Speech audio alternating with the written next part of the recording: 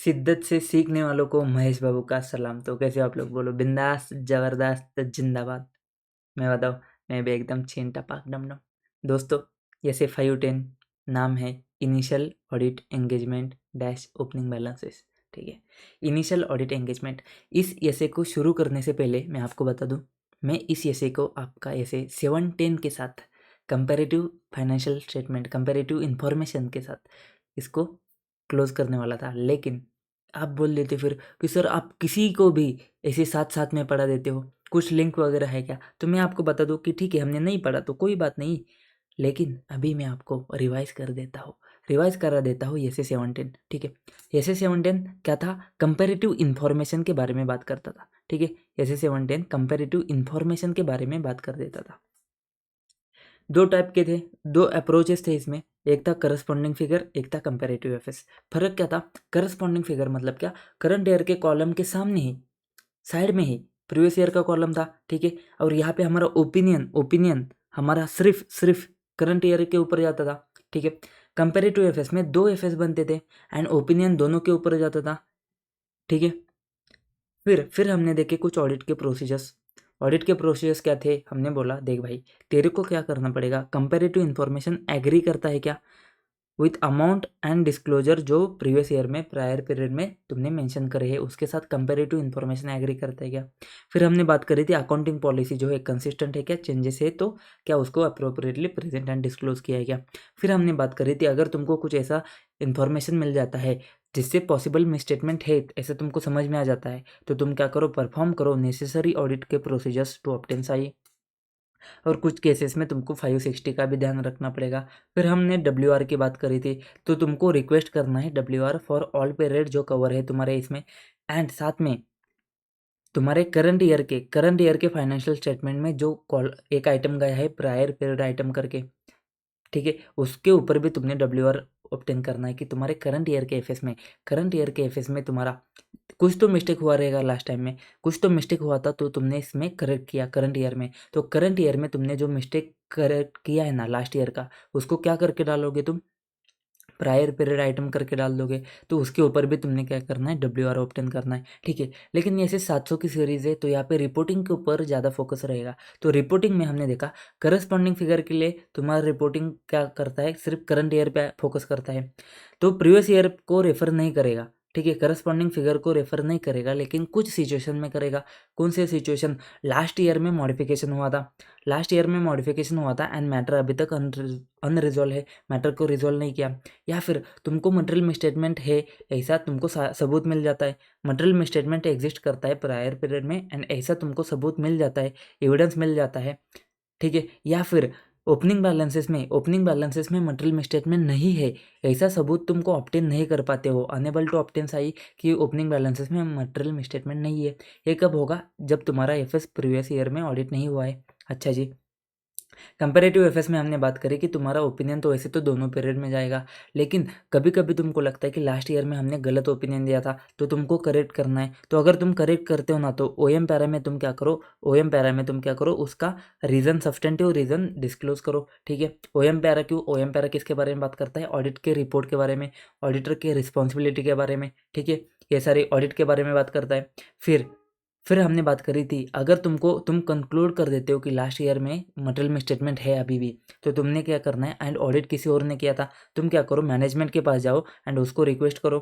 फिर मैनेजमेंट क्या करेगा, प्रेडेसेसर ऑडिटर को इन्फॉर्म करेगा, फिर दोनों मिलकर क्या करेगा, मैनेजमेंट एफएस चेंज करेगा एंड ऑडिटर जो है ना वो क्या करेगा, नया रिपोर्ट इशू करेगा। तो अगर ऑडिटर ने नया रिपोर्ट इशू किया है ना, तो तुम्हारा ओपिनियन सिर्फ करंट ईयर पे जाएगा। ठीक है, वैसे तो तुम्हारा दोनों ईयर के ऊपर जाना चाहिए था, लेकिन अभी करंट ईयर, लास्ट ईयर के ऊपर पुराने वाले ऑडिटर ने दे दिया ना भाई, तो तेरे को सिर्फ करंट ईयर के ऊपर जाएगा। फिर हमने बोला कि दोनों के केस में कौन से, corresponding figure and comparative FS, दोनों के केस में कुछ कुछ चीज़ें सेम होगी। क्या क्या हो सकती है, सिचुएशन अराइज हो सकती है, या तो प्रीवियस ईयर का ऑडिट किसी और ने किया था, या फिर ऑडिट हुआ ही नहीं था। ठीक है, अगर किसी और ने किया ना, तो ओएम पैरा में बता कि किसने किया है, तो ओएम पैरा में बता कि लास्ट ईयर का ऑडिट इस ऑडिटर ने किया था, उसने ए ओपिनियन दिया था, और अगर मॉडिफाइड ओपिनियन है तो उसका रीज़न भी बता दे एंड उसके डेट ऑफ ऑडिट रिपोर्ट भी बता दे। अगर अगर नहीं हुआ है ना लास्ट ईयर में ऑडिट, तो ये भी तू ओएम पैरा में बता कि करस्पॉन्डिंग या फिर कंपेरेटिव फिगर ऑडिट नहीं हुआ है उसका। लेकिन इससे तेरा ओपनिंग बैलेंसेस के ऊपर साई ऑप्टेन करने की जिम्मेदारी से तू छूट नहीं जाता है। फिर हमने एक क्वेश्चन देखा था जहाँ पे क्या हुआ था, जहाँ पे लास्ट ईयर में क्वालिफिकेशन था एंड उसका मैटर अभी करंट ईयर में उसका इफेक्ट अभी करंट ईयर में आ रहा था। तो यहाँ पे तुमको देखना पड़ेगा कि लास्ट ईयर में या तो क्वालिफाई ओपिनियन हो, डिस्क्लेमर हो, एडवर्स हो, जो भी हो, एंड उसका जो मैटर है ना, जो मॉडिफिकेशन के लिए अराइज कर रहा था, matter which give rise to the modified opinion, जिस जिस मैटर की वजह से मॉडिफाइड ओपिनियन आ रहा था, वो मैटर अभी तो रिजॉल्व हुआ रहेगा या फिर अनरिजॉल्व है। रिजॉल्व हुआ है तो सुन के अच्छा लग रहा है भाई। हमने क्या किया था, हमने need not to refer previous modification, तो प्रीवियस मॉडिफिकेशन को रेफर करने की ज़रूरत नहीं थी। लेकिन अनरिजॉल्व था, अगर अनरिजॉल्व है ना तो भाई साहब रेफरेंस तो छोड़, रेफर तो छोड़, तेरे को करंट ईयर में भी मॉडिफाई करना पड़ेगा करंट ईयर में भी। लेकिन बेसिस फॉर मॉडिफाइड ओपिनियन में क्या देगा तू, क्या देगा, अगर मटेरियल है ना तो तू क्या करेगा, both current and previous corresponding figure दोनों को डिस्क्रिप्शन में बता देगा तू, उसका इम्पैक्ट कितना है वो सारी चीज़ें तो बता देगा। And in other cases material नहीं है, इन अदर केसेस में तो क्या करेगा, तो बताएगा कि जो कंपेरेबिलिटी किधर है, कंपेरेबिलिटी की वजह से लास्ट ईयर में जो इशू हुआ था उसका मैटर अभी भी अनरिजॉल्व है, उसका इफेक्ट या फिर पॉसिबल इफेक्ट की वजह से हम क्या कर रहे हैं, करंट ईयर में मॉडिफिकेशन दे रहे हैं। ठीक है, सिंपल सी बात थी, सिंपल सी बात थी। ठीक है, अब फोकस करने की बात ये है कि यहाँ पे ऑडिट के प्रोसीजर्स क्या थे कंपैरेटिव इन्फॉर्मेशन के लिए। कंपैरेटिव इन्फॉर्मेशन क्या है, तुम्हारा करंट ईयर के एफएस में लास्ट ईयर का इन्फॉर्मेशन होगा, या फिर करंट ईयर के पीरियड में लास्ट पीरियड का इन्फॉर्मेशन है, तो उसको हम क्या बोलेंगे, कंपैरेटिव इन्फॉर्मेशन। तो हमने बोला सबसे पहली बात तो हमने बोला कि वो इन्फॉर्मेशन एग्री करता है लास्ट ईयर के इन्फॉर्मेशन से। मतलब क्या, लास्ट ईयर का ऑडिटेड रिपोर्ट तुमने लिया, लास्ट ईयर में जो फाइनेंशियल स्टेटमेंट था उसमें जो अमाउंट था वो करंट ईयर में मैच करता है। एक तो ये बात तो आती है कि तुमको देखना पड़ेगा कि लास्ट ईयर का एफएस है वो करंट ईयर के साथ मैच कर रहा है। दूसरी बात, अकाउंटिंग पॉलिसी जो है ना, अकाउंटिंग पॉलिसी कंसिस्टेंट है। क्यों क्यों यहाँ पे अकाउंटिंग पॉलिसी कैसे भी मुंह उठा के आ जाता है क्या, नहीं, ऐसे भी मुंह उठा के नहीं आता है।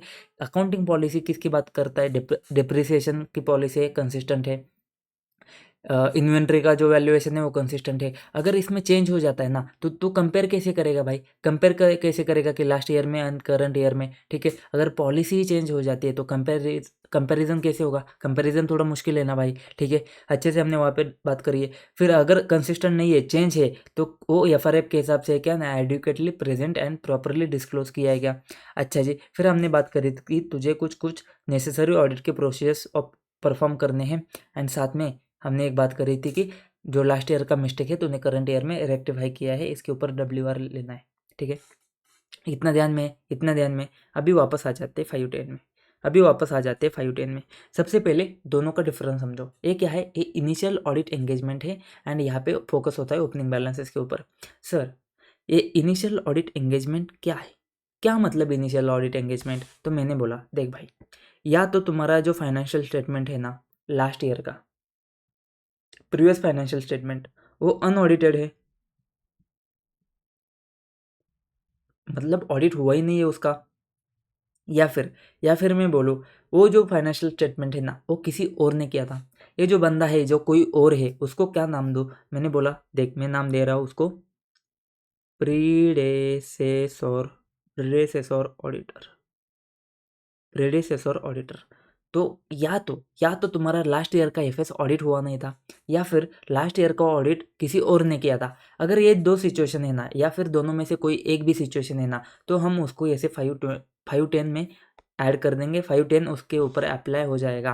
510 क्या है, initial audit engagement opening balances. तो इनिशियल ऑडिट एंगेजमेंट मतलब क्या, या तो वो कंपनी का ऑडिट फर्स्ट टाइम हो रहा है, या फिर तुम उस कंपनी का ऑडिट फर्स्ट टाइम कर रहे हो। क्या बोला, या तो वो कंपनी का एंटिटी का ऑडिट फर्स्ट टाइम हो रहा है, कैसे, क्योंकि लास्ट ईयर में हुआ नहीं था, या फिर तुम उसका फर्स्ट टाइम कर रहे होते, तुम उसका ऑडिट फर्स्ट टाइम कर रहे हो, यानी कि लास्ट ईयर में किसी और ने किया है। अगर ये दो सिचुएशन आती है तो ओपनिंग बैलेंसेस के ऊपर तुमको एविडेंस ऑब्टेन करना पड़ेगा। सर ये क्या सिचुएशन हो सकती है, देखो लास्ट ईयर में हुआ नहीं था तो कंपनी का फर्स्ट ईयर है, तो ओपनिंग बैलेंसेस जो है ना वो लास्ट ईयर में थे ही नहीं, कंपनी का ही फर्स्ट ईयर है। या फिर ऐसा हो सकता है कि कंपनी पहले पार्टनरशिप फर्म थी, उसको कन्वर्ट किया है, तो पार्टनरशिप फर्म के लिए कंपनीज एक्ट एप्लीकेबल नहीं था, तो उसका एसएस के हिसाब से ऑडिट नहीं हुआ है। लेकिन अभी कंपनीज एक्ट है, तो कंपनीज एक्ट में तुमको देखना पड़ेगा, अभी अच्छे से ऑडिट करना पड़ेगा। तो ऐसे 510 एंड ऐसे 710 में फ़र्क क्या है, मोटा मोटी समझो। ऐसे 510 ओपनिंग बैलेंसेस की बात करता है, ओपनिंग बैलेंसेस की बात करता है। मतलब क्या, तुमको देखना पड़ेगा कि तुम्हारा जो शेयर कैपिटल है, पहली बार शेयर तुमने शेयर कैपिटल बिजनेस में लाया, ठीक है, पहली बार तुमने कैपिटल बिजनेस में लाया, ठीक है, तो वहाँ पे 50,000 का अमाउंट आया, तो वो इनिशियल अमाउंट आएगा, ठीक है।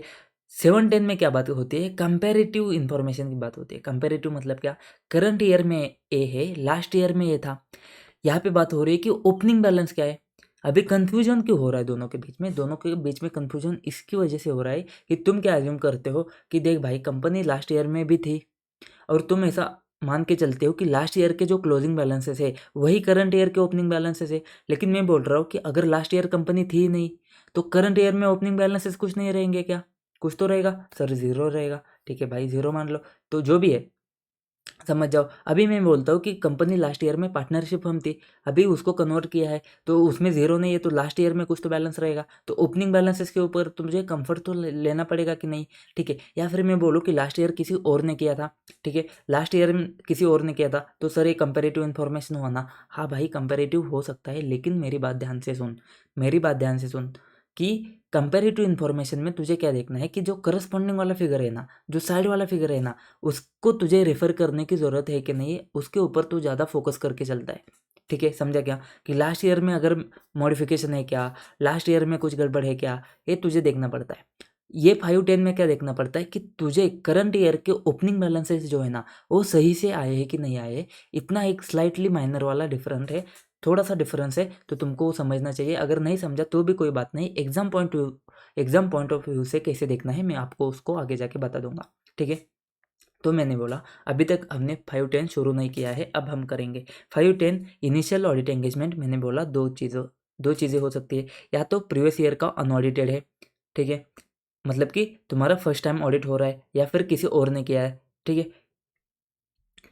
अब समझते अब समझते वहाँ पे जो हमने ऑडिट के प्रोसीजर्स किए थे ना, वैसे तो दोनों सेम टू सेम है थोड़े थोड़े, तो तुमको क्या करना पड़ेगा, वो सेम टू सेम थोड़े प्रोसेस तुम लगा सकते हो क्या, कैसे। वहाँ पे हमने बात करी थी कि लास्ट ईयर में जो, अभी मान के चलो कि कंपनी पहली बार नहीं बनी है, कंपनी लास्ट ईयर में भी थी, तो कंपनी लास्ट ईयर में थी, तो कंपनी के लास्ट ईयर के क्लोजिंग बैलेंसेस तुम्हारे करंट ईयर के ओपनिंग बैलेंसेस बनेंगे। क्या बोला, कंपनी के लास्ट ईयर के क्लोजिंग बैलेंसेस क्या तुम्हारे करंट ईयर के ओपनिंग बैलेंसेस बनेंगे क्या। हमने बोला ठीक है, तो तुमको उसको वेरीफाई करना पड़ेगा, सिंपल सी बात है, उसको वेरीफाई करना पड़ेगा। हमने हमने क्या देखा है, हमने 710 में क्या देखा था, हमने 710 में देखा था कि कंपेरेटिव इन्फॉर्मेशन एग्री करती है अमाउंट या डिस्क्लोजर जो लास्ट ईयर में तुमने मेंशन करे है। यहाँ पे हम उसी को थोड़ा मॉडिफाई करके कुछ शब्दों का खेल रच के हम क्या बोलेंगे कि लास्ट ईयर के जो क्लोजिंग बैलेंसेस है उसको करेक्टली ब्रॉट फॉरवर्ड किया है, ताकि तुम्हारे ओपनिंग बैलेंसेस अच्छे से आ जाए। तो मैंने क्या बोला कि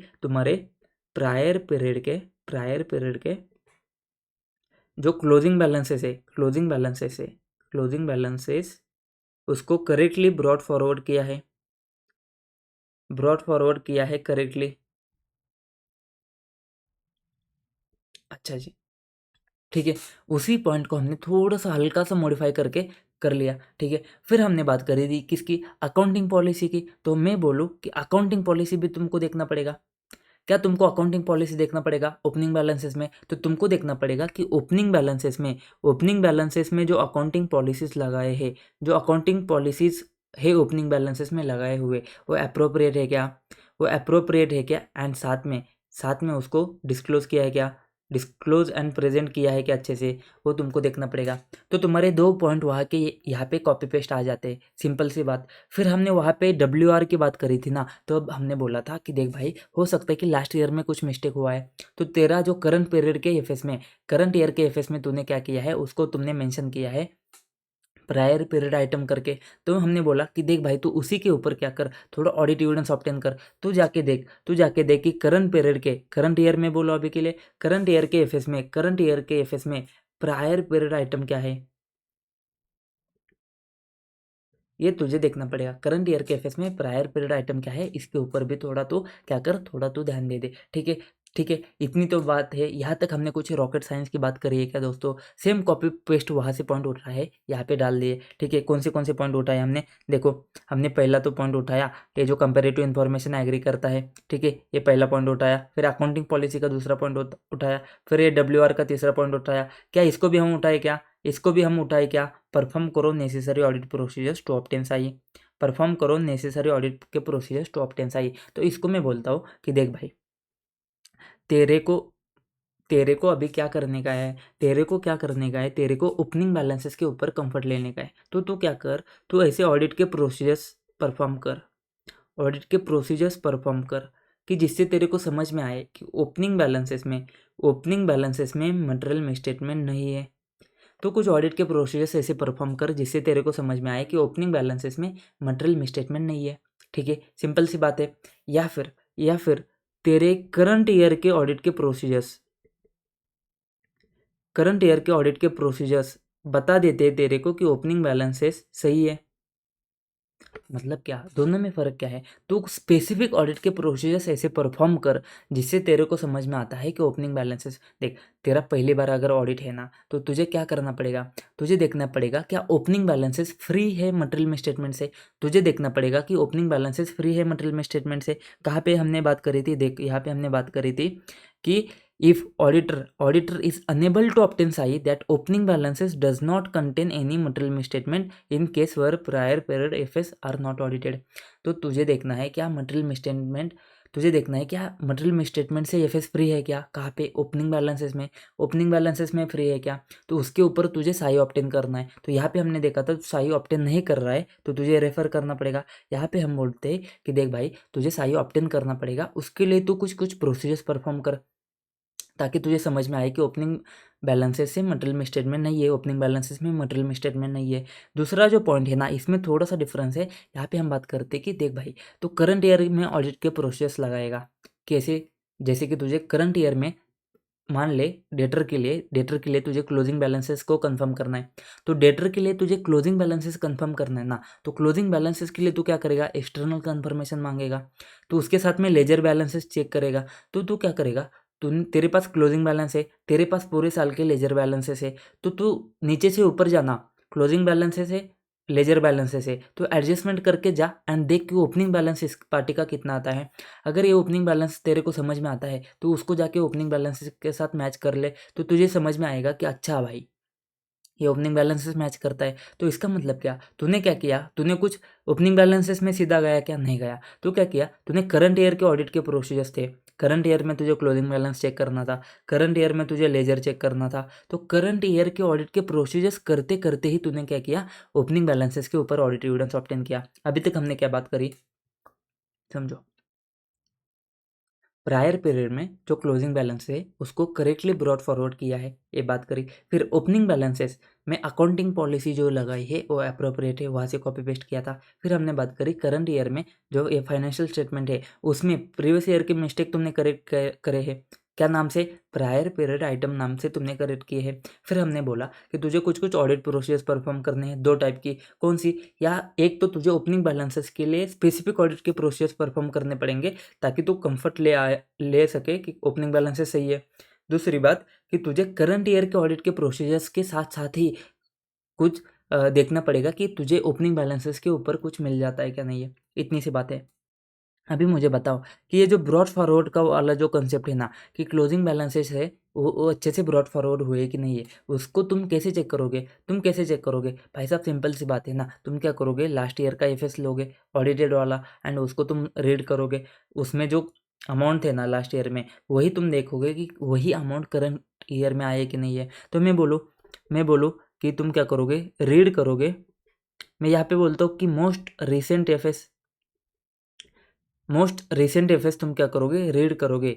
उसके साथ में तुम क्या करोगे? ऑडिटर का रिपोर्ट भी, जो पहले किसी और ने ऑडिट रिपोर्ट इशू किया है ना, उसका रिपोर्ट भी तुम क्या करोगे? साथ में रीड करोगे। और मैं आपको बताऊँ, आप और उसके साथ में क्या करोगे? आप एग्जामिन करोगे क्या? कॉपीज ऑफ ऑडिटेड एफएस को भी तुम क्या करोगे?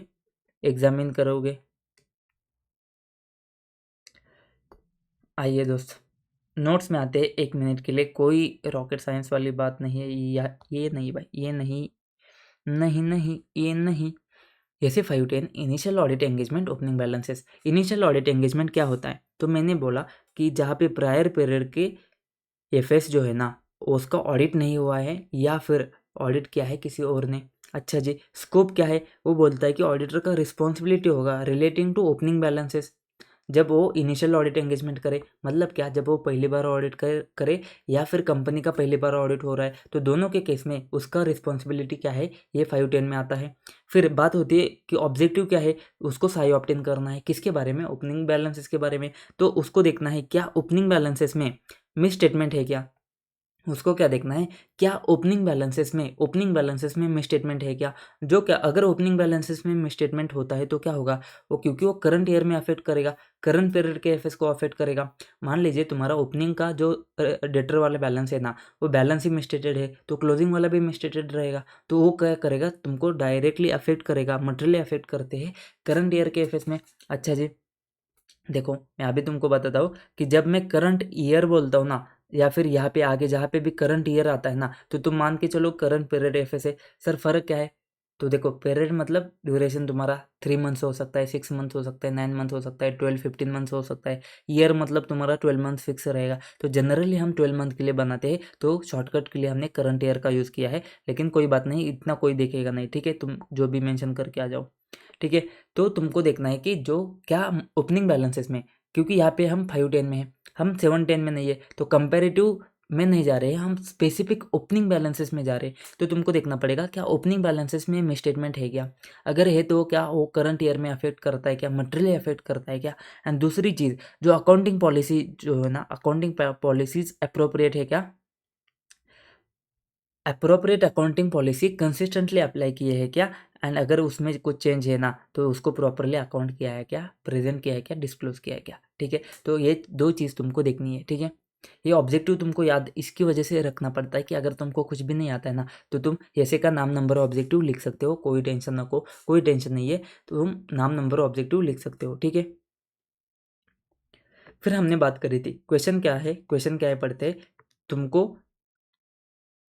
अपॉइंट किया है as auditor, and opening balances के ऊपर तुमको क्या करना है, sufficiency, satisfied about the sufficiency and appropriateness of opening balances to ensure that they are free from material misstatement, ठीक है? Free from misstatement. तो lay down the audit procedures mister x should follow in initial audit engagement, ठीक है? तो इन्होंने specifically तुमको opening balances भी बता दिया क्वेश्चन में, इनिशियल ऑडिट एंगेजमेंट भी बता दिया तुमको। तो यहाँ पे तो तुमको क्लियर हो गया है कि भाई 510 का क्वेश्चन है, क्योंकि दो वर्ड्स आते हैं, एक तो इनिशियल ऑडिट एंगेजमेंट भी आता है, ओपनिंग बैलेंसेस भी आते हैं, एंड साथ में तुमको ये बता है कि प्रोसीजर्स क्या परफॉर्म करोगे ये बताओ। एंड उसके बाद में और एक क्वेश्चन पूछा है, suggest the approach to be followed regarding mention in audit report.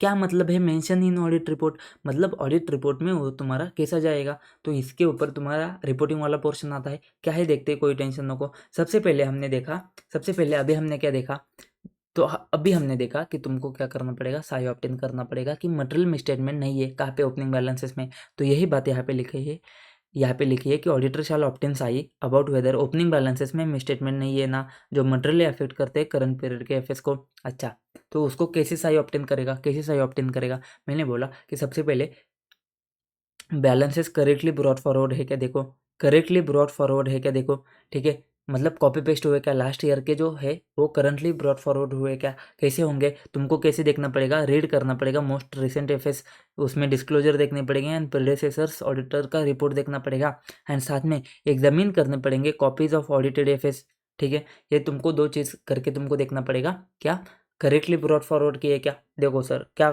क्या मतलब बनता है कि रीड करो most recent FS and examine करो कॉपीज ऑफ ऑडिटेड एफएस। देखो दो पॉइंट बनते हैं ना, तुमको तुमको काय को टेंशन लेने का है, तुमको काय को डिटेल में जानने का है कि दोनों पॉइंट सेम है कि नहीं है, ठीक है ना? दो पॉइंट बन रहे हैं ना तुमको, तो लिख के आ जाओ ना भाई, तुम्हारा क्या जा रहा है, ठीक है? तो करेक्टली ब्रॉट फॉरवर्ड है कि नहीं है ये तुमने देखा। उसके बाद हमने बात करी थी अकाउंटिंग पॉलिसी की, डिटरमाइन करो क्या ओपनिंग बैलेंसेस रिफ्लेक्ट करते हैं application of appropriate accounting policy. क्या इसके बारे में हमने बात करी थी क्या, इसके बारे में बात करी थी। चाहे 710 हो चाहे 510 हो, अकाउंटिंग पॉलिसी तुम्हारा क्वेश्चन में दिख के आ जाना चाहिए, मज़ा आ जाएगा, ठीक है। चाहे 7-10 हो या फिर चाहे 5-10 हो, ठीक है। ऑडिट के प्रोसीजर्स की बात आती है तो अकाउंटिंग पॉलिसी तुमने चिपका के आ जाना है, ठीक है। फिर हमने बोला था क्या कोई एडजस्टमेंट है क्या, have been disclose as a prior period item in current year के statement of profit and loss, ठीक है। मतलब करंट ईयर के प्रॉफिट एंड लॉस अकाउंट में जो प्रायर पीरियड की मिस्टेक है उसको करेक्ट किया है, क्या बोल के, प्रायर पीरियड आइटम बोल के। तो उसको तुमने देखना है क्या उसमें कुछ एडजस्टमेंट है क्या। तो ये तो फालतू वाली बात थी। साथ में उन्होंने सिर्फ इतना बोला था कि तुमको क्या करने पड़ेंगे, परफॉर्म करने पड़ेंगे स्पेसिफिक ऑडिट प्रोसीजर्स, ताकि तुमको ओपनिंग बैलेंसेस के लिए एविडेंस मिल जाए। तो स्पेसिफिक टू ओपनिंग बैलेंसेस तुमको परफॉर्म करने पड़ेंगे। एंड साथ में ऑडिट के प्रोसीजर्स को तुमको देखना पड़ेगा जो तुमने करंट ईयर में इवेल्यूएट करो। Audit procedures perform in current year क्या वो प्रोवाइड करते हैं क्या evidence relating to opening balances. तो करंट ईयर में जो तुमने प्रोसेस परफॉर्म किए हैं ना, क्या वो क्या करते हैं, क्या प्रोवाइड करते हैं क्या relevant evidence relevant to opening balances, ठीक है। सिंपल सी बात है। कोई लोगों को क्या क्या बात करी हमने, करेक्टली ब्रॉट फॉरवर्ड किए है क्या, तो उसके लिए हमने क्या किया, मोस्ट रिसेंट एफएस को रीड किया एंड एग्जामिन किए कॉपीज ऑफ ऑडिटेड एफएस। फिर हमने बात करी अकाउंटिंग पॉलिसी अप्रोप्रिएट है क्या, फिर हमने बात करी कि प्रायर पीरियड आइटम की, फिर हमने बात करी specific procedures to the opening balances and current year के ऑडिट के प्रोसीजर्स की बात करी हमने। अब देखो अब क्या बात करता है, सिंपल सी बात करता है कि अगर if auditor obtains audit evidence that opening balances में मिसस्टेटमेंट है जो मटेरियली अफेक्ट करते हैं करंट ईयर के एफएस में, तो तुमने क्या करना है, परफॉर्म करो एडिशनल ऑडिट के प्रोसीजर्स टू डिटरमाइन इफेक्ट। मतलब अब तुमको पता है, अब तुमको क्या पता है कि भाई साहब इफेक्ट हो रहा है, मिस स्टेटमेंट है ओपनिंग बैलेंसेस में एंड उसका इम्पैक्ट आ जाएगा करंट ईयर के एफएस के ऊपर। तो एडिशनल प्रोसेस परफॉर्म करो और डिटरमाइन करो कितना इफेक्ट आ रहा है, कितना इफेक्ट आता है, क्या मिस स्टेटमेंट वगैरह हो रहा है क्या। अगर तुमको लगता है कि मिस स्टेटमेंट एग्जिस्ट करता है करंट ईयर में भी, ओपनिंग बैलेंसेस की वजह से करंट ईयर में भी मिस स्टेटमेंट एग्जिस्ट करता है, तो कम्युनिकेट करो मिस स्टेटमेंट किसको, appropriate level of management and TCWG को बता दो कि ओपनिंग बैलेंसेस में गड़बड़ है, इसको ठीक कर ले, ठीक है। तो ऑडिट रिपोर्ट में कैसे जाएगा तुम्हारा, अगर मिसस्टेटमेंट है, अगर तुमको सही ऑप्टेन नहीं होता है तो तुम क्या करो, क्वालिफाई कर सकते हो या फिर डिस्क्लेम कर सकते हो। अगर तुमको सही ऑप्टेन नहीं हो रहा है तो हमने देखा था ऐसे 705 में देखा था, सही ऑप्टेन नहीं हो रहा है, तुम्हारे पास दो ऑप्शन बचते हैं, क्वालिफाई एडवर्स। सही ऑप्टेन हो रहा है तो तुम्हारा सही ऑप्टेन नहीं हो रहा है, सॉरी सही ऑप्टेन नहीं हो रहा है तो तुमको क्वालिफाई एंड डिस्क्लेमर बचता है, एंड साई ऑप्टेन हो रहा है तो तुमको क्वालिफाई एंड एडवर्स ओपिनियन आ जाता है। तो यही बात हो रही है, अगर तुमको साई ऑप्टेन नहीं हो रहा है तो क्वालिफाई डिस्क्लेमर कर दो। एंड अगर तुमने कंक्लूड किया है कि ओपनिंग बैलेंसेस में मिसस्टेटमेंट है जो तुमको अफेक्ट करते हैं मटेरियली करंट ईयर में, and effect of misstatement properly account for नहीं किया है या फिर डिस्क्लोज नहीं किया है, तो तुम क्या करो, क्वालिफाई या फिर एडवर्स कर दो। कोई रॉकेट साइंस नहीं है ना, एकदम सिंपल सी बात है। ऐसा आंसर तुमने लिखना है, 5 में से 5 लेकर आने हैं, कोई बात नहीं। आगे बढ़ते, आगे एक क्वेश्चन है। देखो 2 ही क्वेश्चन बनते हैं इसमें से, ज़्यादातर मोस्टली 2 ही क्वेश्चन बनते हैं। तो एक क्वेश्चन तो तुम्हारा ऑडिट के प्रोसेस का हुआ। यहाँ पे क्या है देखो, यहाँ पे तुमको समझना पड़ेगा, यहाँ पे तुम्हारा कन्फ्यूजन हो सकता है 7-10 में एंड 5-10 में। अच्छा जी, क्या हो रहा है यहाँ पे देखो, रिसेंटली क्वालिफाइड चार्टर्ड अकाउंटेंट है, नया नवेला सीए है, नया नवेला सीए का नया नवेला ऑडिट का असाइनमेंट है, फर्स्ट ऑडिट का असाइनमेंट है, तो पहली बार आ रहा है तो इनिशियल ऑडिट एंगेजमेंट, ठीक है। He obtained all relevant appropriate audit evidence, ठीक है, और वो भी ठीक है, ठीक है। तो उसके पास क्या है, उसके पास है ना अकाउंट्स रिसीवेबल है 145 लैक्स के। तो 145 लैक्स के अकाउंट रिसीवेबल है जो लास्ट ईयर से कंटिन्यू होते आए हैं, on the affirmation of management that there is no receipt and further credits during the year. तो जो लास्ट ईयर में 145 लैक्स के रिसीवेबल्स है ना, वो करंट ईयर में भी 145 लैक्स के है। तो इसमें कुछ रिसिट वगैरह नहीं आया है या फिर नया कुछ तुमने सेल वगैरह नहीं किया है, तो जो लास्ट ईयर में था वही करंट ईयर में अमाउंट आता है। तो तुमको क्या देखना है, तो सीए मैक जो है ना उसने क्या किया है, ऑडिट प्रोग्राम में से इस चीज़ को हटा दिया है, उसको चेकिंग ही नहीं करने दे रहा है। Audit of accounts receivable on understanding that it pertains to preceding year which was already audited by predecessor auditor. तो उसने क्या किया, करंट ईयर में उसको चेक नहीं करने का है, तो उसने क्या किया, हटा दिया, बोला लास्ट ईयर दूसरे ऑडिटर ने किया है ना तो मेरे को देखने की ज़रूरत नहीं है, ठीक है। देखते हैं पहले आंसर क्या है। तो सबसे पहले नाम नंबर लिख दो, जैसे का नाम नंबर लिख दिया, फिर ऑब्जेक्टिव लिख दो, ऑब्जेक्टिव लिख दिए तुमने, ये दो ऑब्जेक्टिव है, ऑब्जेक्टिव लिख दिए। अब बात आती है मेन मज़े की, ठीक है। तो तुमको क्या बोला है, when preceding period were audited by another auditor, current auditor जो है ना may be able to obtain साई regarding opening balances by perusing मतलब क्या, examining copies of audited F S. तो क्या बोल रहा है कि अगर लास्ट ईयर का ऑडिट किसी और ने किया है ना, तो तुम उसके ऊपर रिलाई कर सकते हो। कैसे, तुमने फाइनेंशियल स्टेटमेंट ऑब्टेन किए, audited FS, audited financial statement obtain किए हैं एंड उसको एग्जामिन किया है, उसको देख के तुमको लगता है कि सही है, ऑडिटर ने चेक किया है, तो तुम उसके ऊपर रिलाई कर सकते हो। बोला, बात खत्म, रिलाई कर सकते हो। तो ये मैक का अप्रोच सही था क्या? रुको एक मिनट, थोड़ा रिलाई तो कर सकते हो। आगे पढ़ते, करंट ऑडिटर क्या कर सकता है, can place reliance on closing balances content in FS for the preceding period. मतलब लास्ट ईयर में जो क्लोजिंग बैलेंसेस आए हैं वही करंट ईयर में ओपनिंग बैलेंसेस होंगे, तो तुम उसके ऊपर भरोसा कर सकते हो। ये फिर से बता दिया। एक्सेप्ट क्यों, कब नहीं कर सकते हो? When during performance of audit procedures for current period the possibility of misstatement in opening balances is indicated. वैसे तो तुम भरोसा कर सकते हो, लेकिन करंट ईयर का ऑडिट करते करते अगर तुमको लगता है कि भाई साहब, करंट ईयर का ऑडिट करते करते तुमको कुछ इंडिकेशन मिल जाता है, क्या इंडिकेशन, कि ओपनिंग बैलेंसेस में मिसस्टेटमेंट है, तो इस केस में तुमको सावधानी बरतनी होगी। इस केस में तुमको सावधान रहना पड़ेगा। क्यों? क्योंकि यहाँ पे तुमको इंडिकेशन मिल गया है कि भाई ओपनिंग बैलेंसेस में मिसस्टेटमेंट हो सकते हैं।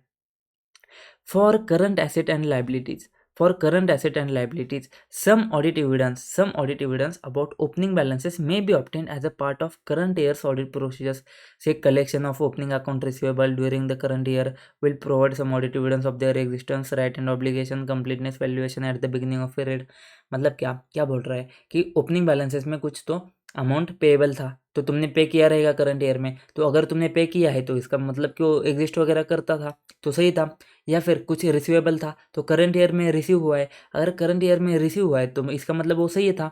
तो कुछ किसके लिए, current asset and current liability के लिए उन्होंने बोला कि करंट ईयर के ऑडिट के प्रोसीजर से तुमको समझ में आ जाएगा कि ओपनिंग बैलेंस सही है। ठीक है, समझा?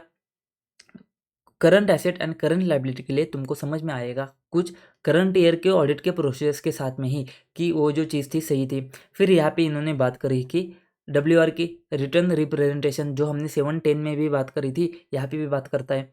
तो यहाँ पे तुमको मैनेजमेंट से रिक्वेस्ट करना पड़ेगा WR। वहाँ पे हमने बात करी थी जितने भी पीरियड कवर है उसके लिए WR ऑब्टेन करो। यहाँ पे भी तुम क्या करो, ओपनिंग बैलेंसेस के लिए WR ऑब्टेन करो। Auditor may consider it necessary to request management to provide WR about specific assertions in FS. In particular, to support an understanding of auditor has been obtained from the other audit evidence of management judgment or intent of relation to or completeness of a specific assertion. ठीक है, छोड़ दो। Although such WR provide necessary audit evidence, they do not provide SI on their own for the assertions. क्या बात आती है, अगर नहीं समझा है तो कोई बात नहीं, इसके ऊपर हम 580 में जाके अच्छे से डिस्कस करेंगे। ये बोलता है कि WR वैसे तो नेसेसरी है लेकिन ये साई प्रोवाइड नहीं करता है। तो नेसेसरी है, तुमको लेना ही पड़ेगा, लेकिन ये सफिशिएंट अप्रोप्रिएट ऑडिट एविडेंस नहीं है। ठीक है, क्या है हम जाके देखेंगे 580 में। तो CMAC should have requested management to provide WR for their views and expressions, and he should also not exclude audit procedures for closing balances of account receivable for his audit program. तो यहाँ पे answer क्या पूछा था कि उसने audit programme में से वो प्रोसीजर्स हटा दिए हैं। ठीक है, इतनी सी बात है। तो क्या वो सही है क्या? तो हमने बोला देख, नाम नंबर लिख दिया, ऑब्जेक्टिव लिख दिया कि तुझे क्या करना है, साई ऑब्टेन करना है। फिर तुमने लिख दिया कि करंट ऑडिटर जो है ना वो चेक कर सकता है, कैसे, ऑडिटेड एफएस को एग्जामिन करके चेक कर सकता है। जनरली वो क्या करेगा, अपना रिलायंस प्लेस करेगा कि लास्ट ईयर के क्लोजिंग बैलेंसेस सही है तो ओपनिंग बैलेंसेस सही रहेंगे जनरली। लेकिन एक्सेप्ट अगर उसको करंट ईयर में लगता है कि कुछ ओपनिंग बैलेंसेस में मिसस्टेटमेंट हो सकता है, इंडिकेट करता है पॉसिबिलिटी कि ओपनिंग बैलेंसेस में मिसस्टेटमेंट है, तो वो नहीं करेगा। ठीक है, फिर उन्होंने बोला कि करंट ईयर के एसेट या लायबिलिटी में कुछ चीज़ें तुमको करंट ईयर के प्रोसीजर से समझ में आती है, करंट ईयर के क्लोजिंग बैलेंसेस से के ऑडिट में तुमको समझ में आता है कि ओपनिंग बैलेंसेस सही है क्या। जैसे कि ओपनिंग बैलेंसेस जो थे डेटर के या फिर क्रेडिटर के, तो उसको बाद में सब्सिक्वेंट पेमेंट किया है क्या, सब्सिक्वेंट रिसीट हुए क्या, ये सारी चीज़ों से तुमको समझेगा कि करंट ईयर में मतलब ओपनिंग बैलेंस से सही थे। फिर तुमने बोला है कि WR ऑप्टेन करना है, WR तो तुमने ऑप्टेन करके चलना है, तो कंक्लूजन में तुमने बोला कि उसने WR तो ऑप्टेन करके चलना ही चलना था एंड उसको क्लोजिंग बैलेंसेस को एक्सक्लूड नहीं करना था। इतनी सी बात है, इसमें कुछ पॉइंट्स वगैरह नहीं है, इसमें सिर्फ थ्योरी वाला ऐसा ऐसा ही आंसर तुमने लिख के आ जाना है जितना तुमको याद आता है, टेंशन नको। यहाँ पे बात आती है, सर कैसे फाइंड करें कि ये जो बैलेंस, ये जो क्वेश्चन है, एक क्वेश्चन ये से 510 का है कि ऐसे 720 का, ये से 510 का है कि ऐसे 710 का है, ठीक है। इसके लिए मैं बोल रहा हूँ, समझो, अगर क्वेश्चन में इनिशियल ऑडिट एंगेजमेंट या ओपनिंग बैलेंस आता है ना, तो समझ जाना कि ऐसे 510 है। या फिर अगर क्वेश्चन में comparative information, comparative corresponding figure या फिर कंपेरेटिव एफएस ऐसा कुछ वर्ड आ जाता है, तो समझ जाना कि ऐसे 710 का क्वेश्चन है। अगर तुमको कन्फ्यूजन होता है ना, तो दोनों ऐसे लिख के आ जाओ, दोनों ऐसे के नाम नंबर लिख के आ जाओ, एंड जो तुमको ज़्यादा लगता है ना, जिसके ऊपर तुमको लगता है कि ये इसमें से ज़्यादा रहेगा ना, उसके ऊपर ज़्यादा कंटेंट लिख के आ जाओ, ठीक है। समझा क्या मैं क्या बोल रहा हूँ, समझ में आ रहा है क्या? जहाँ पे तुमको लगता है कि भाई साहब ज़्यादातर तुमको लग रहा है कि ऐसे 710 में से, तो दोनों लिख के आ जाओ नाम नंबर, एंड ज़्यादा ज़्यादा कंटेंट तुम 710 में से लिख के आ जाओ। लेकिन जनरली तुमको अगर समझना है ना, तो मैं आपको बता दूँ यहाँ पे क्या बात हो रही है। यहाँ पे बात हो रही है, देखो, recently qualified, first audit engagement, तो फर्स्ट मतलब इनिशियल ऑडिट एंगेजमेंट, ऐसे ऐसे कुछ हिंट तुमको पिक करने पड़ेंगे। अच्छा देखो, वैसे तो यहाँ पे समझ में आता है कि ओपनिंग बैलेंसेस के बारे में बात करता है, लेकिन वहाँ पे जो क्वेश्चन था ना, कहाँ पे क्वेश्चन था, यहाँ पे क्वेश्चन था ना, ये क्वेश्चन को तुमको ध्यान में रखना पड़ेगा। ये क्वेश्चन क्या बात करता है, ये क्वेश्चन स्पेसिफिकली बात करता है मॉडिफाइड ऑडिट रिपोर्ट के बारे में, या फिर प्रीवियस ईयर में क्वालिफिकेशन था इसके बारे में स्पेसिफिकली बात करता है। तो अगर प्रीवियस ईयर में क्वालिफिकेशन था ना, एंड ये साथ में ये भी बोलेगा कि मैटर जो है ना अभी तक अनरिजॉल्व है।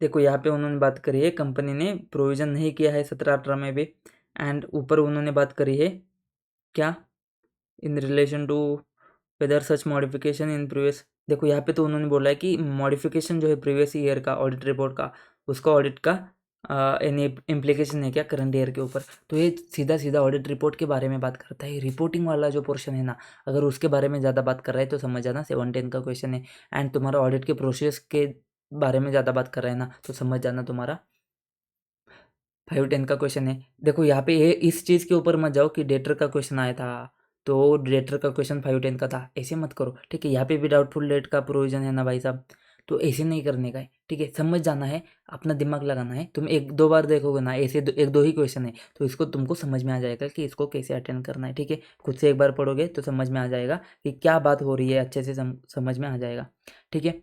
फिर मॉडिफिकेशन इन प्रेडेसेसर्स ऑडिटर रिपोर्ट, तो ये बात इसकी वजह से मैं आपको 5-10 मिनट से समझा रहा हूँ, और इसकी वजह से मैंने आपको दोनों ऐसे को लिंक कराया है। देखो अभी इनिशियल ऑडिट एंगेजमेंट है, ये बात सेम करता है कि अगर प्रेडेसेसर ऑडिट के रिपोर्ट में मॉडिफिकेशन है, तो क्या उसका इफेक्ट करंट ईयर में जाता है क्या। हमने वहाँ पे भी यही बात करी थी कि अगर उसके लास्ट ईयर में मॉडिफिकेशन है, तो तुमने क्या करना है, करस्पॉन्डिंग फिगर को रेफर कर सकते हो तुम। यहाँ पे बात हो रही है कि यहाँ पे ओपनिंग बैलेंसेस के ऊपर तुम्हारा इफेक्ट जाएगा क्या।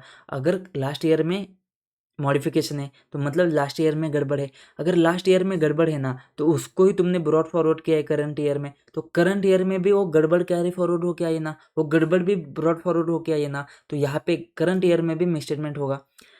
If modification is relevant and material to the current period FS, तो तुमने मॉडिफाई करना है, ठीक है। फर्क क्या है दोनों में, फर्क दोनों में क्या है, यहाँ पे तुमको देखना पड़ेगा। रुको बताता हूँ, फिर से बताता हूँ। रिपोर्टिंग समरी देखते हैं, अगर तुमको सही ऑप्टेन नहीं होता है, unable to obtain audit evidence, तो क्वालिफाई या फिर डिस्क्लेमर। अगर कंक्लूड करते हो मतलब ऑप्टेन होता है सही, तो क्वालिफाई या फिर एडवर्स। और अगर प्रीवियस ईयर के ऑडिटर के रिपोर्ट में मॉडिफिकेशन है, तो तुमको देखना पड़ेगा, अगर वो रिलेवेंट है एंड मटेरियल है तो मॉडिफाई करो, ठीक है। यहाँ पे सिर्फ तुमको लिखना पड़ेगा कि मटेरियली अफेक्ट करता है करंट पीरियड के एफएस को, and effect of miss statement is not properly account for and adequately disclose presented और डिस्क्लोज। सबसे पहले ऐसे 10 में जाते हैं। क्या बात हो रही थी यहाँ पे क्या बात हो रही थी, एक मैटर की वजह से, लास्ट ईयर में मॉडिफिकेशन है, तो यहाँ पे तुमको देखना पड़ेगा वो मॉडिफिकेशन का जो मैटर है ना, वो करंट ईयर में रिजॉल्व किया है या फिर नहीं किया है। अगर किया है ना तो तुमको प्रीवियस मॉडिफिकेशन को रेफर नहीं करना है, इसकी बात हो रही है, क्योंकि करस्पॉन्डिंग फिगर है ना, करस्पॉन्डिंग फिगर है ना, तो प्रीवियस मॉडिफिकेशन को रेफर करने की ज़रूरत नहीं है। लेकिन अनरिजॉल्व है ना, अनरिजॉल्व है ना, अनरिजॉल्व है, तो रिजॉल्व नहीं किया है ना, तो तुमको रेफर तो छोड़ो, तुमको करंट ईयर में भी मॉडिफाई करना पड़ेगा। तो यहाँ पे दो ऐसे एग्री हो जाते हैं। एक तो बोलता है कि कंपेरेटिव फाइनेंशियल स्टेटमेंट है ना, उसमें गड़बड़ है, मतलब करस्पॉन्डिंग फिगर लास्ट ईयर वाला गड़बड़ है, तो करंट ईयर में भी गड़बड़ है, क्योंकि मैटर को रिजॉल्व नहीं किया है। समझे क्या? एंड यहाँ पे एंड फिर 510 भी उसी की भाषा में बात करता है कि अगर उसके रिपोर्ट में मॉडिफिकेशन है, तो जो जिस मैटर की वजह से मॉडिफिकेशन है उसका इम्पैक्ट करंट ईयर में कितना आ रहा है वो देखो तुम। अगर वो रिलेवेंट है एंड मटेरियल है तो तुमको क्या करना पड़ेगा? मॉडिफाई करना पड़ेगा। खत्म हो गया भाई साहब। एक क्वेश्चन करेंगे एंड ऐसे को कर देंगे टाटा बाय बाय। एक ही क्वेश्चन है 510 का, कोई टेंशन नो को, पूरा पढ़ेंगे अच्छे से करेंगे, कोई टेंशन नो को। बाकी दो क्वेश्चन तो तुम्हारे इसमें हो चुके हैं। इनिशियल ऑडिट एंगेजमेंट क्वेश्चन में ही दे दिया, तो तुमको सेटिस्फाई होना है sufficiency and appropriateness of opening balances. ठीक है, तो lay down the audit procedures you will follow in cases जहाँ पे when financial statement are audited for preceding another auditor ने किया है या फिर फर्स्ट टाइम ऑडिट हो रहा है, तो दो केस है, दो केस में तुमको बात करनी है। If after performing audit procedures you are not satisfied about correctness, मतलब यहाँ पे क्या हो रहा है, यहाँ पे तुम्हारा ओपिनियन मॉडिफाई हो जाएगा। What approach you will adopt in drafting audit report in two situations 1 and 2, तो यहाँ पे तुमको सेटिस्फाई नहीं हो रहे कि ओपनिंग बैलेंसेस करेक्ट है कि नहीं है, तो ऊपर के दो के सिचुएशन में क्या करोगे ये तो तुमको पता है। अगर साई ऑप्टेन नहीं होता है ना तो तुम क्या करोगे? क्वालिफाई या फिर डिस्क्लेमर। साई ऑप्टेन होता है तो क्वालिफाई या फिर एडवर्स, तो दो ऑप्शन तो तुम्हारा रिपोर्टिंग वाला पोर्शन हो गया। तो यहाँ पे तुमको देखना है कि ये दो केस में तुम क्या क्या करोगे। ठीक है, अभी अभी उसके आगे जाने से पहले, अच्छा ठीक है कोई नहीं, जाते हैं। अगर एफ किसी और अनदर ऑडिटर ने ऑडिट किया है तो तुम क्या करोगे? तो हमने बात करी, तुम उसके कॉपीज को देख के, कॉपीज को एग्जामिन करके तुम उसके ऊपर भरोसा कर सकते हो। ठीक है, तो तुम्हारे पास दो सिचुएशन है, या तो पहला किसी और ने ऑडिट किया है या फिर किसी ने ऑडिट ही नहीं किया है। तो अगर किसी और ने ऑडिट किया है ना, तुम सही ऑप्टेन कर सकते हो पेरुसिंग। पेरुसिंग मतलब क्या? Examining, examining copies of audited FS. ठीक है, तो वही हमने बात करी थी कि ordinarily current auditor Reliance place कर सकता है क्लोजिंग बैलेंसेस के ऊपर, एक्सेप्ट जब उसको लगता है कि करंट ईयर के ऑडिट के प्रोसीजर जो है ना उसमें इंडिकेशन नहीं देते हैं कि ओपनिंग बैलेंसेस में मटेरियल में स्टेटमेंट है। अगर इंडिकेशन देते हैं तो रिलायंस नहीं करेगा। तो अगर किसी और ने ऑडिट किया है ना तो रिलाई कर सकता है जब तक कि उसको लगता नहीं है कि यहाँ पे कुछ तो गड़बड़ है। ठीक है, अगर पहली बार ऑडिट हो रहा है ना तो यहाँ पे देखना पड़ेगा तुमको, इसको अच्छे से पढ़ते हैं, लिखना तुमको तुम्हारे हिसाब से ही है, लेकिन कुछ तो दिमाग में रहे तो उसको तुम क्या करो, इसको एक बार पढ़ो अच्छे से। When the audit of FS is being conducted for the first time the auditor has to perform auditing procedures to obtain SAI. अच्छा जी, सिंस ओपनिंग बैलेंसेस रिप्रेजेंट करते हैं effect of transactions and event of preceding period and accounting policies applied in preceding period, the auditor need to obtain evidence having regard to the nature of opening balances, materiality of opening balances and accounting policies. Since it will not be possible for auditor to perform certain procedures, जैसे कि क्या, जैसे कि observing physical verification of inventory etcetera, the auditor में obtain conformation, तो वो क्या करेगा? कन्फर्मेशन ऑप्टेन करेगा। कौन से कन्फर्मेशन? कुछ केसेस में एक्सटर्नल कन्फर्मेशन करेगा, नहीं तो तुम्हारा रिटर्न रिप्रेजेंटेशन WR तो ऑप्टेन करेगा। And perform suitable audit procedures in respect of fix asset and investment, the auditor can also obtain management representation with regard to opening balances. ठीक है, and drafting के बारे में तो हमने बात करी थी। अगर तुमको साई ऑप्टेन नहीं होता है तो डिस्क्लेमर या फिर क्वालिफाई, एंड अगर तुम कंक्लूड करते हो कि मिसस्टेटमेंट है जो मटेरियल अफेक्ट करता है करंट ईयर में एंड उसको प्रॉपरली अकाउंट या फिर डिस्क्लोज नहीं किया है, तो तुम क्या करोगे? क्वालिफाई या फिर एडवर्स करोगे। यहाँ पे समझने की बात है, तो सिर्फ दूसरा पैरा और कुछ नहीं। तो यहाँ पे तुमको वही लिखना है कि तुमको क्या करना पड़ेगा, तुमको देखना पड़ेगा कि करंट ईयर में वो जो हमने पहले बात करी थी उसको लिख लो। ये इतना डिटेल में जाने की ज़रूरत नहीं है, ये कुछ फालतू की बातें ये लिख के आ जाते हैं हमेशा नया नया कुछ, तो वो लिख लो कि देख भाई करंट ईयर के ऑडिट के प्रोसेस से तुमको समझ में आ जाएगा कि ओपनिंग बैलेंसेस में कुछ है क्या। या फिर तुमको WR तो लेना ही पड़ेगा हर केस में WR तो तुमको लेना ही पड़ेगा। उसके बाद में तुम कुछ चीज़ कंफर्म नहीं कर सकते हो, जैसे कि ओपनिंग बैलेंसेस में इन्वेंट्री कितना था उसको फिजिकली अब तो जाके वेरीफाई नहीं कर सकते हो, तो वहाँ पे तुमको देखना है, तुम उसमें कंफर्मेशन वगैरह ले सकते हो तो ले लो, ठीक है। एसेट एंड इन्वेस्टमेंट के बारे में भी तुम कंफर्मेशन वगैरह ले सकते हो तो ले लो, ठीक है। तो यहाँ पे तुमको देखना है कि करंट ईयर के ऑडिट प्रोसेस में से जहाँ तक जिस लेवल तक तुमको एविडेंस ऑब्टेन होता है तो उसको तुमको एविडेंस ऑब्टेन करना है। अगर नहीं कर पाते हो तो तुम्हारा क्या जाएगा, एविडेंस ऑब्टेन नहीं कर पाते हो तो क्वालिफाई या फिर डिस्क्लेमर कर लेते हो तो क्वालिफाई या फिर एडवर्स, ठीक है। इतनी सी बात आती है, ठीक है, समझे। खत्म हो गया 5-10। देखो अभी हमने 5-10 एंड 7-10 को साथ साथ में पढ़ा है, लेकिन मैं आपको बताऊँ प्रायर पीरियड के केस में और एक जगह पे एक सिचुएशन आती है। कौन सी सिचुएशन है, जैसे 540, ऐसे 540 अकाउंटिंग एस्टिमेट। अगर क्वेश्चन में अकाउंटिंग एस्टिमेट आ जाता है ना, तुमको वहाँ पे जाना है, ठीक है। एक कब हम तब डिस्कस करेंगे, इतना घुस के डिस्कस करने की ज़रूरत नहीं है। वहाँ पे तुमको सिंपली बोला रहेगा कि अकाउंटिंग एस्टिमेट लास्ट ईयर में ऐसे थे तो तुमको अभी जाके चेक करने हैं, ठीक है। वहाँ पे जब स्पेसिफिक अकाउंटिंग एस्टिमेट अगर क्वेश्चन में दिख जाता है तो 540 में जाने का है। इनिशियल ऑडिट एंगेजमेंट दिखता है, ओपनिंग बैलेंसेस दिखता है तो 510 में आने का है, ठीक है। ओपनिंग बैलेंसेस जब दिखता है ना तो थोड़ा सोच के, क्योंकि ओपनिंग बैलेंसेस हो सकता है कि दोनों जगह पे है, 710 में भी है एंड 510 में भी है। इनिशियल ऑडिट एंगेजमेंट बोला तो 510 में आ जाओ आँख बंद करके। रिपोर्टिंग के ऊपर ज़्यादा फोकस कर रहा है, मैंने बोला एक एक लाइन में पूछ नहीं रहा है कि रिपोर्ट में क्या जाएगा। अगर ज़्यादा फोकस कर रहा है, अगर corresponding figures, corresponding FS, comparative information, comparative FS, ऐसे वर्ड्स आ रहे हैं ना क्वेश्चन में तो समझ जाना 710 का क्वेश्चन है एंड उसके हिसाब से लिख लेना। बाकी तुमको पढ़ के तो अच्छे से समझ में आ जाएगा, ठीक है। एक बार तुम पढ़ोगे ना तो तुमको क्लियर हो जाएगा। तो दोस्तों फटाफट फटाफट फटाफट फटाफट रिवीजन कर लेते, कोई टेंशन ना हो। ऑब्जेक्टिव तुमको लिखने पड़ेंगे, इसके वजह से तुमको ऑब्जेक्टिव थोड़ा ध्यान में रखना पड़ेगा। जैसे 5-10 क्या है, initial audit engagement, opening balances. अच्छा जी, क्या होते हैं, या तो प्रीवियस ईयर का ऑडिट हुआ नहीं है या फिर किसी और ने किया है। अच्छा जी, तो तुमको यहाँ पे ऑब्जेक्टिव के लिए क्या देखना है कि ओपनिंग बैलेंसेस में मिसस्टेटमेंट तो नहीं है ना, इसके लिए तुमको क्या करना पड़ेगा, साई ऑब्टेन करना पड़ेगा। साई ऑब्टेन करना पड़ेगा कि मटेरियल मिसस्टेटमेंट नहीं है ओपनिंग बैलेंसेस में जो मटेरियल अफेक्ट करते हैं करंट पीरियड के एफएस को। क्या बोला, नहीं समझा।